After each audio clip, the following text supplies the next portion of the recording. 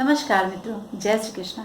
आज मैं आपको एक प्रयोग बताने जा रही हूँ इस नवरात्रि के विशेष पर्व पर। वैसे तो आपको बहुत सारे प्रयोग मिल जाते हैं और भी वीडियोस लोगों के जो अच्छे जो प्रयोग के लिए पड़े हुए हैं, आपको प्रयोग मिल जाते हैं। इसलिए मैं बहुत कम अपने वीडियोस में प्रयोगों को बताती हूँ। मैं उपायों को बताती हूँ मित्रों, ग्रह से संबंधित मंत्र के जाप को बताती हूँ। लेकिन आज मैं आपको एक ऐसी उपासना बताने जा रही हूँ जो आपके समस्त ग्रहों को बैलेंस करता है। जैसे हमारे शास्त्रों में बात आई है, भाग्यम फलति सर्वदा, हमेशा भाग्य ही फलता है, भाग्य ही फलदायी होता है। और गीता में कहा गया है कि कर्म ही नर पावत नहीं, बिना कर्म के हम नहीं पा सकते। तो कुछ तो हमें अपने जीवन में ऐसा करना चाहिए जिससे हमें अपने शक्ति का आभास हो जाए और फिर हम उस कार्य को करें और फिर हमें उस कार्य में सफलता प्राप्त करें मित्रों। तो बिना शक्ति के ये संभव नहीं है। जो पूरे संसार को संचालित करने वाली माँ शक्ति स्वरूपा, उसकी आराधना हमारे लिए बहुत ही फलदायी होती है, बहुत ही विशेष होती है।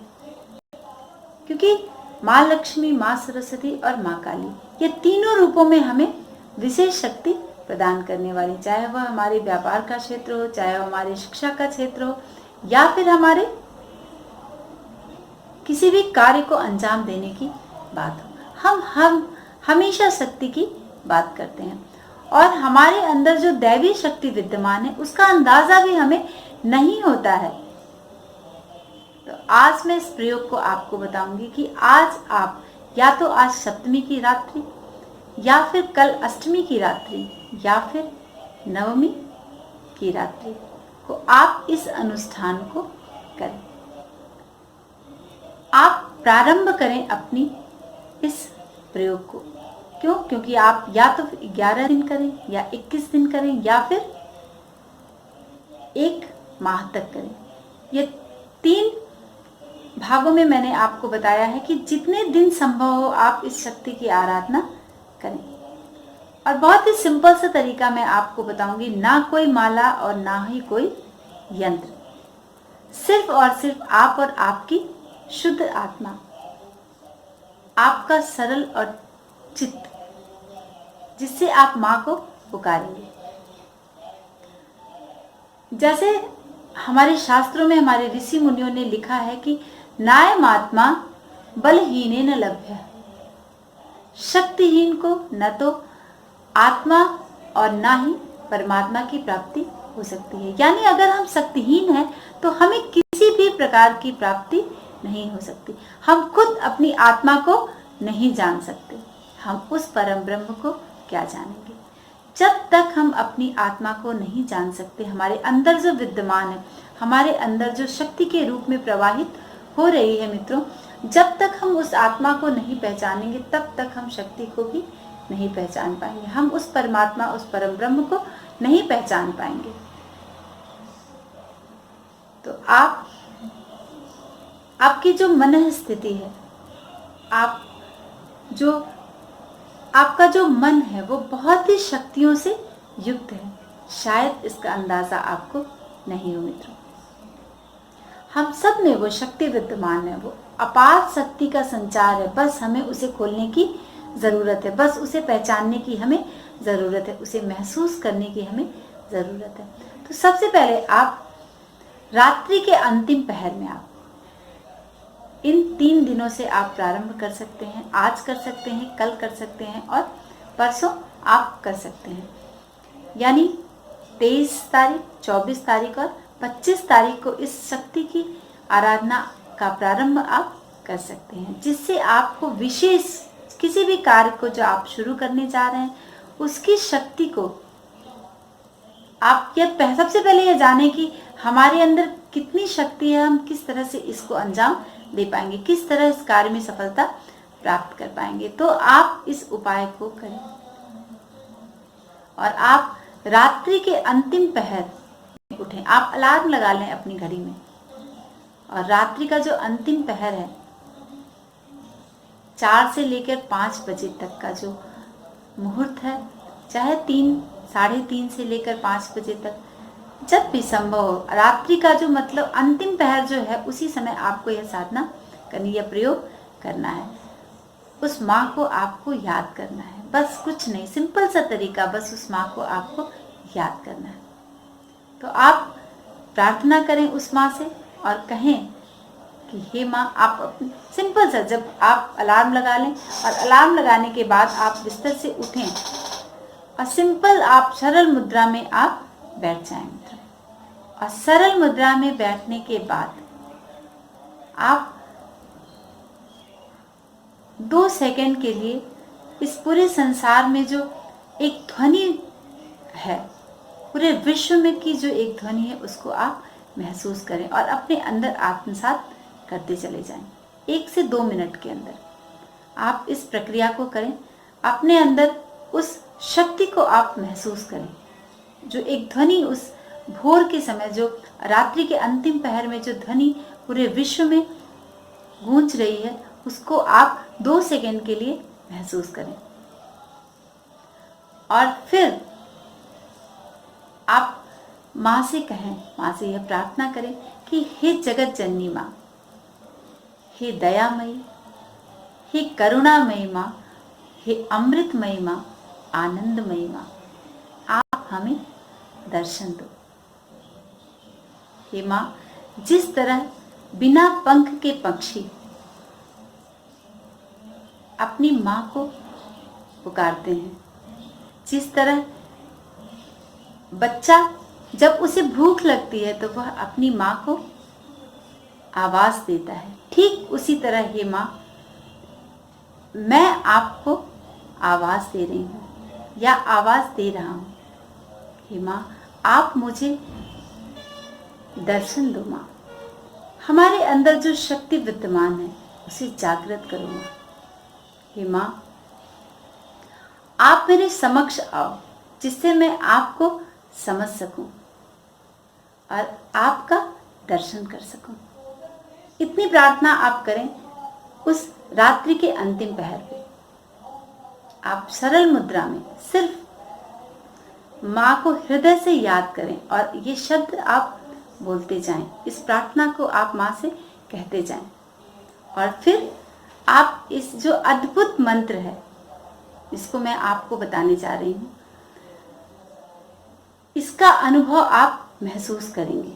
और माँ से आप कहें कि हे माँ, मुझे ऐसी बुद्धि, ऐसी शक्ति हमें प्रदान करो हे माँ, जिससे हम अपने कार्य को सफल कर सकें। चाहे वह कार्य विद्या का क्षेत्र हो, चाहे आपके व्यापार का हो, चाहे फिर वह आपके नौकरी का क्षेत्र हो, कोई भी क्षेत्र हो, किसी भी विशेष कार्य के लिए आप उस शक्ति को बुलाएं।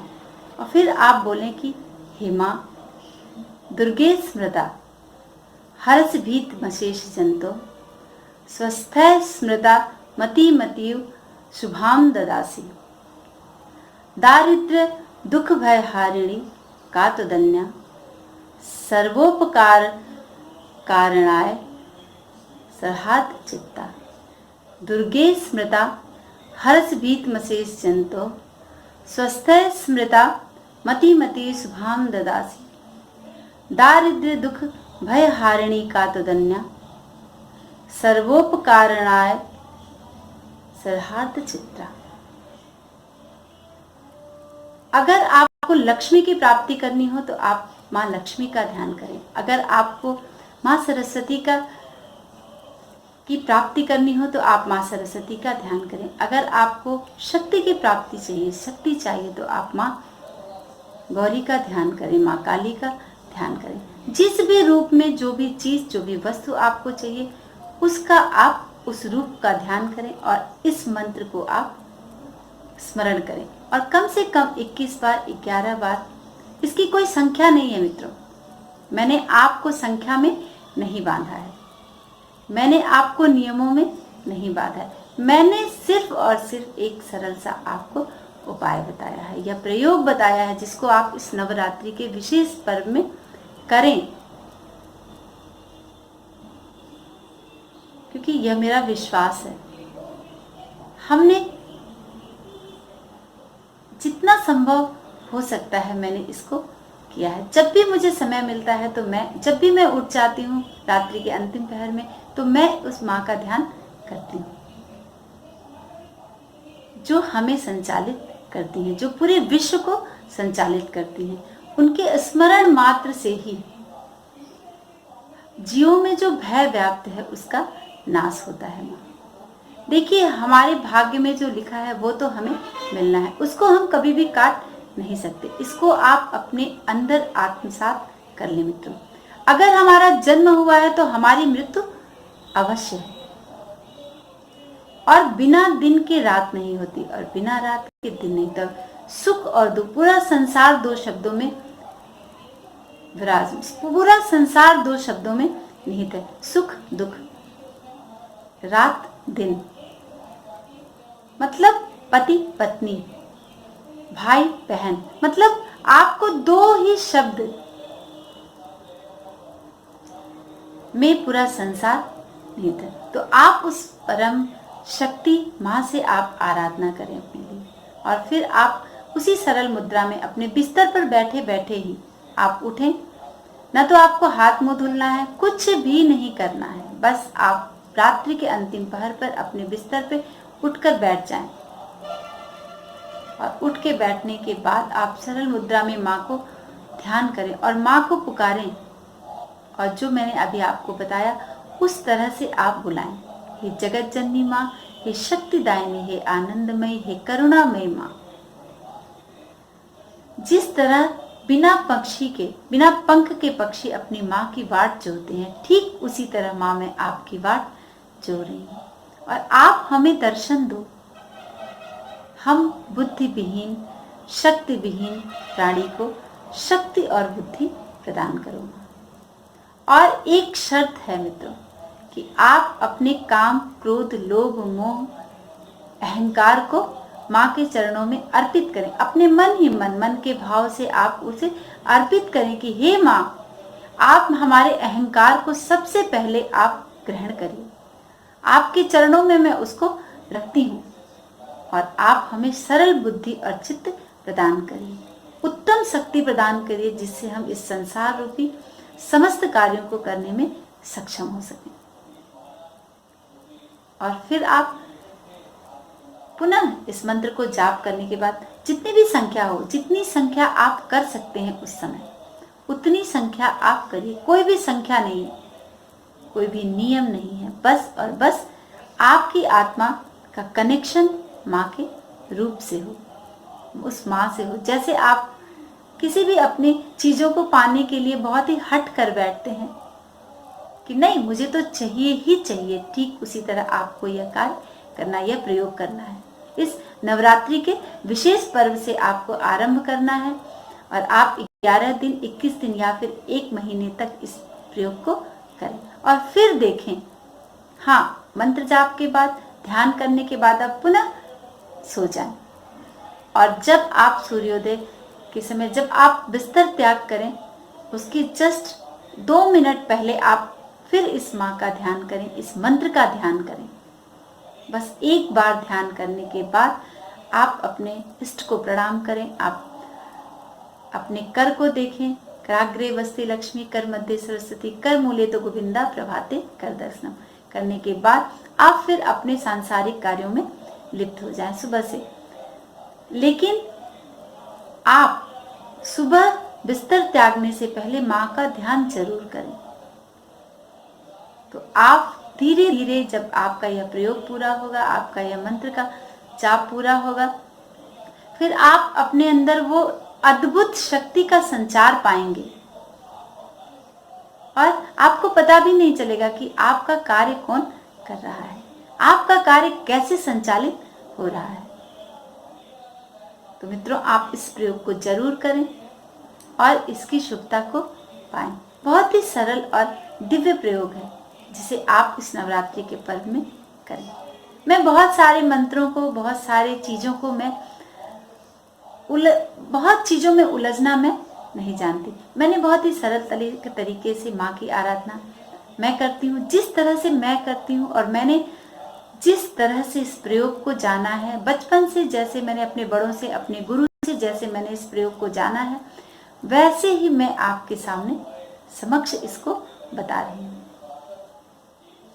और शुद्ध बुद्धि से आप अपने कार्य को करते चले जाइए। ऐसा नहीं कि आप इस प्रयोग को कर रहे हैं और किसी का गला दबाने के लिए, किसी का धन हड़पने के लिए, किसी के साथ धोखा करने के लिए, किसी के साथ बेईमानी करने के लिए, तब ये फल और फलित नहीं होगा। किसी भी गलत कार्य के लिए आप इस प्रयोग को मत करें। सिर्फ अपने अंदर उस शक्ति को जागृत करें जिससे आप अपने सांसारिक कार्यों को बहुत ही सुचारू रूप से कर सकें और माँ की ब्लेसिंग आपको मिलती रहे, आपकी रक्षा होती रहे, आप सदैव उन्नति की तरफ आगे बढ़ते रहें मित्रों। तो आज के लिए बस इतना। इस प्रयोग को आप जरूर करें और अपने जीवन में आत्मसात करें इस मंत्र को। नमस्कार मित्रों, जय श्री कृष्ण।